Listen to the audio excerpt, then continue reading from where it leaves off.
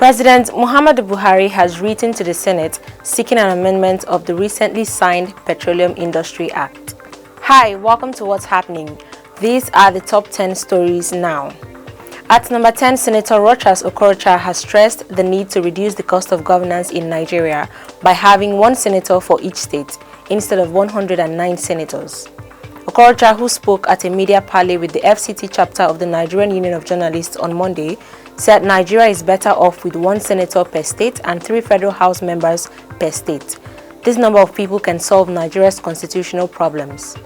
The former Imo governor, who stressed that senators in the country were too many, added that a senator's salary is about 2 million naira with a housing allowance of 3 million naira and other allowances amounting to about 11 million naira.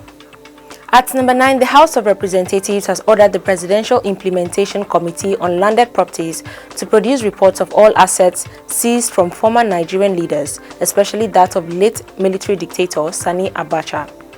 The chairman of the Ad Hoc Committee on Abandoned Properties, Ademorin Kuye, said the House wanted a report on all assets seized from former leaders in and out of Nigeria, particularly that of Abacha, recovered by the federal government.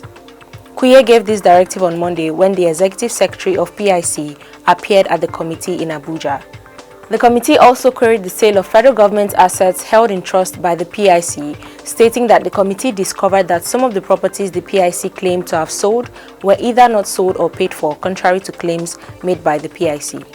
At number 8, the Special Advisor to President Muhammadu Buhari on Media and Publicity, Femi Adesina, has said that the world would learn from the Buhari administration how to overcome economic recession in times of a pandemic as the president speaks at the United Nations General Assembly meeting. Adesina said this during an interview with Channels TV on Monday night. He stated that several countries attending the meeting, unlike Nigeria, were yet to recover from the pandemic-induced recession. Adesina added that not only did Nigeria recover, the economy recorded a GDP growth of 5.01 and that Buhari was going to teach the rest of the world how it was done. At number 7, an attempt by soldiers in Sudan to take over power in the country on Monday was successfully thwarted by the government. According to state television, the coup came from soldiers in Sudan military's armored corps. It was unclear who led the attempted coup, but authorities said the push was thwarted and some suspects have been held for taking part. The country has been ruling under a power-sharing arrangement between the military and civilian players since the former head of state, Omar al-Bashir, was toppled in April 2019 following a protracted protest and civil unrest. This is coming about 2 weeks after soldiers led a successful takeover of power in Guinea on September 5th, ending President Alpha Conde's long grip on power. At number 6, the Independent National Electoral Commission has announced the suspension of the continuous voter registration, online pre-registration and physical biometric capturing exercises in Lagos State. The Commission spokesman, Femi Akínbíyì, disclosed this in a statement on Monday evening. He said the suspension allowed for displaying voters' register of applicants already captured. Akínbíyì announced that the suspension of the pre-registration of voters will begin from Tuesday. At number 5, a South African court has resumed the trial of the $2 billion arms deal involving the country's former president, Jacob Zuma. The trial resumed on Tuesday after being repeatedly stalled by legal arguments. The trial over the 1990s deal was meant to start in May, but was delayed again by Zuma's request to replace lead prosecutor Billy Downer, whom he accuses of bias. On July 7th, Zuma was jailed for failing to cooperate with a separate corruption probe, triggering some of the worst riots and looting the country has witnessed since the end of white minority rule in 1994. More than 300 people were killed and thousands of businesses pillaged and razed. At number 4, the Senate has given its Committee on Foreign and Local Debts 1 week to work on President Muhammadu Buhari's $4.054 billion, 710 million euros, and $125 million external borrowing request. On resumption of plenary on Tuesday, Senate President Ahmed Lawan referred the borrowing request to the Foreign and Local Debt Committee for further legislative work. Last week, Buhari wrote the Red Chamber seeking approval for the fresh loan, which he said will be used to fund projects captured under the 2018/2021 borrowing plan.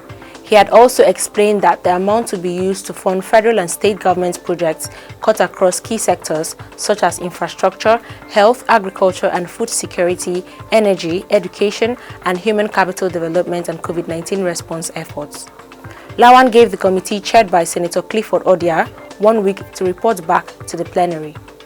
At number 3, President Muhammadu Buhari has approved the appointment of new members into the board of the Economic and Financial Crimes Commission.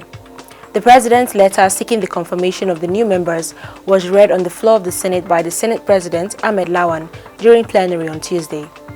George Abang was appointed as Secretary of the Board, while Lukman Mohammed, Kola Adeshino, Anumba Adeze, and Mohammed Yahya were appointed as board members. Buhari in his letter said the nominations were in consonance with the provision of Section 2, Subsection 1 of the Economic and Financial Crimes Commission Act 2004. The appointments are subjected to the ratification of the Senate. At number 2, the High Court sitting in Abia State has adjourned the hearing of the case involving the detained leader of the indigenous people of Biafra, NNAMDI, till October 7, 2021.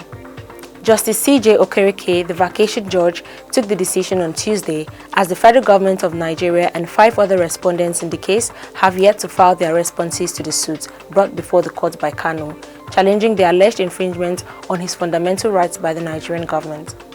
Recall that on September 7th, KANU'S lawyer Aloy Ejimako had asked the court to award him 5 billion naira as damages for the breach of his fundamental human rights, which began with the 2017 extrajudicial attempt on his life in Abia, his involuntary flight to safety and exile, his abduction in Kenya, and his extradition to Nigeria.